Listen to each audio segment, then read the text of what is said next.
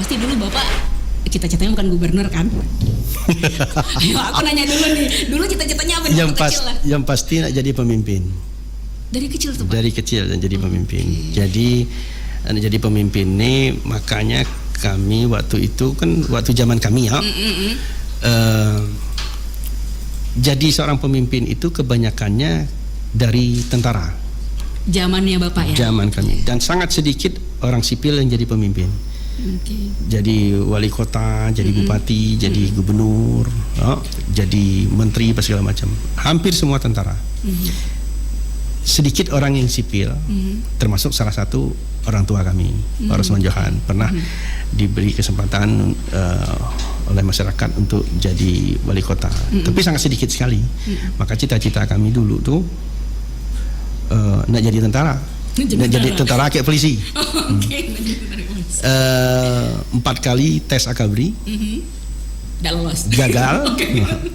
2 kali ke Magelang tapi 2 kali Magelang. Kalau di Magelang, malah sampai di Magelang itu sebetulnya lulus lah. Cuma dipilih yang terbaik, terus dipilih yang terbaik dari yang terbaik dari yang baik. Kira-kira macam tu. Keberhasilan yang tertunda lah ya. Cenja lah kira-kira. Mungkin kalau kau jadi tentara atau polisi, kau udah jadi gubernur. Lah beda apa dan Allah beda. Mantap. Ya, Bapak kan memang dulu pengen jadi pemimpin ya, mungkin karena ngeliat sosok ayah orang gitu, tua yang pasti orang tua gitu, orang tua.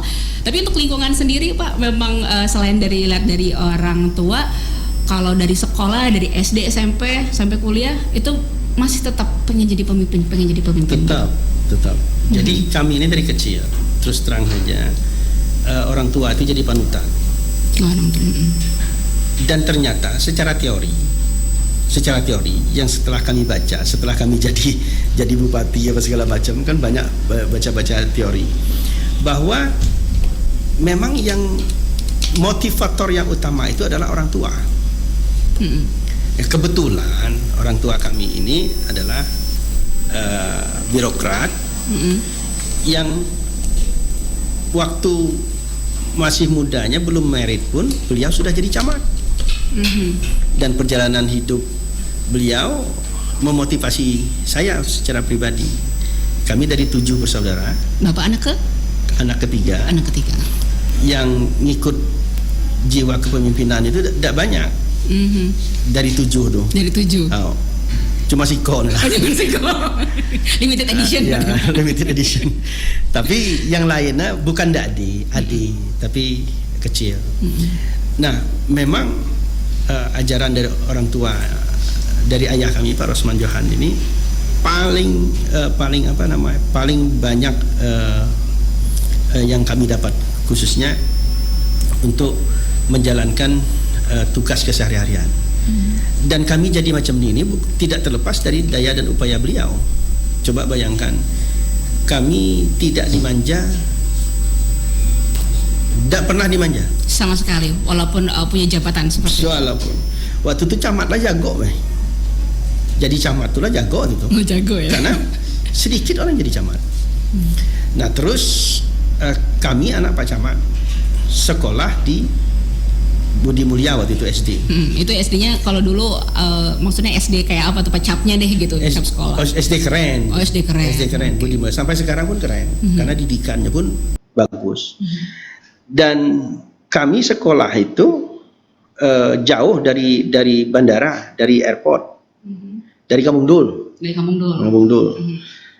Bayangkan waktu kelas TK, oke lah diantar pakai motor. Terus ada mobil langganan, mobil angkot lah, bukan angkot bagus-bagus, angkot buruk. Ya, kuagi kenal masuk tuh nama Kolim. Kita bercampur ke kawan-kawan lain. Kita waktu itu, dia istilah gengsi. Kalau nak hitung gengsi, yang sekolah di Budi Mulia itu anak-anak pejabat dan anak-anak pejabat PT Timah. Rata-rata ya Pak? Rata-rata. Antar jemput pakai mobil pribadi. Sementara kami ini pakai mobil angkot tu lah. 7 beradik itu lah. Ya, semua kami di situ. Semua. SD, TK, SD semua di situ. Ada adik Di bawah kami adik-adik itu di SD 22. Sekarang aku udah tahu lagi di mana SD 22. Karena waktu itu SD 22 itu di Rumah Sakit Umum Pangkal Pinang. Di situ ada pembelajaran. Bagaimana kita karena bisa bergaul, diajar oleh orang tua untuk renyak sama orang, jangan ngeritik orang terus, jangan jadi sok pinter, harus bisa menerima pendapat orang, membuat lingkungan di sekitar kita tuh senang sama kita. Jadi waktu itu saya ingat teman saya, anak PT Tim, anak Kawilasi waktu itu kalau tidak salah, Kawilasi Timah, dekat sama kami, dekat. Dan dia sering menawarkan ngantar kita pulang. Menawarkan. Dan beberapa kali memang ngantar pulang, terus ngajak main ke rumahnya, karena dia senang. Nah, menjadi orang disenangi orang itu kan susah. Susah apa? Susah. Nah, tapi ilmunya tanpa disadari itu prototipe atau contoh dari orang tua banyaknya. Karena kami dulu sebelum usia kami 13 tahun dengan Ayah Rosman nih, maghrib itu harus di rumah. Tidak boleh lebih dari maghrib. Pokoknya maghrib harus di rumah. Kalau kada dia di rumah, waktu itu masjid rumah dia. Jadi sembahyang jemaah. Kita waktu itu SD itu mandi di kolong, main bal, main layang-layang, main gasing, main setal, kelereng kata orang sekarang, sagi, main cak lingking, main bilon. Itu puas itu memang di penghujung maghrib nyaman itu. Ngapa? Karena teduh. Terus 6:30, laki hampir isalah nyaman. Terus kita kan main itu bukan main dekat-dekat, mainnya di Kejora. Kalau rumah kami di Kampung Dul, mainnya sekarang nih kantor gubernur nih. Dulu gunung-gunung nih, gunung pasir. Nah, kalau kami terlambat, apa didikan dari orang tua waktu itu? Saking beliau mau kita disiplin. Kalau kami terlambat maghrib, rumah dikunci. Beliau sholat maghrib dengan siapa yang ada di rumah berjamaah, terus selesai doa, kelak baru pintu dibuka. Setelah lihat dibuka, kami lah ada dua senjata, taliban, ikat pinggang, atau rotan. Kalau masuk, yang paling tua dapat double. Kalau misalnya yang paling kecil dapat 2 kali, yang tua dapat 6 kali.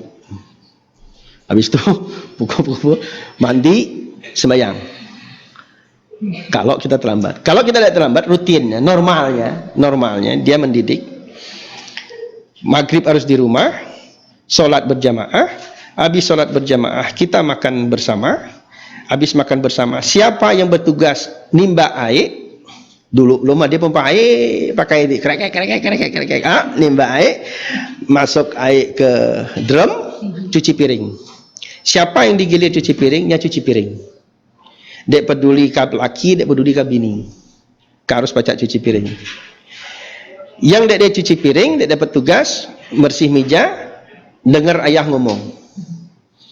Ngomong ini motivasi agama dan lain sebagainya, dan apa yang kita lakukan pada hari. Pokok ada bahan. Ini rupa teori lagi setelah kami nih. Teorinya apa? Setelah kami besar nih, teorinya apa di buku? Bahwa komunikasi orang tua dengan anak itu paling minimal 3 jam harus face to face. Muka ketemu muka. Bukan muka ketemu handphone. Ngapa face to face? Disinilah batin masuk. Nah, jadi orang tua tuh mupuk kita nih sampai 13 tahun tuh tentang agama, puasa, sembahyang, hubungan, pergaulan, haram, halal, apa segala macam, termasuk sosialita kita, bagaimana di waktu sesudah maghrib sampai isya itulah. Sudah isya jemaah haji, jemaah palingnya nanya DPR apa segala macam, DPR silakan kerjakan, kalau nyapa cak bantunya bantu, kalau nyapa cak bantu silakanlah ikak macam mana. 7:30 sudah isya, belajar sedikit, mungkin paling 30 menit, tapi adalah bandel-bandel dia suah belajar, karena kawan lah ngajak main, kami main sembunyi gong, Dia takut kita waktu kecil-kecil. Di sini lagi-lagi ditempa. Rasa takut kita di malam hari apa segala macam, dia takut kecil. Yang pacak nakut ketika ada isu mencadin. Okay.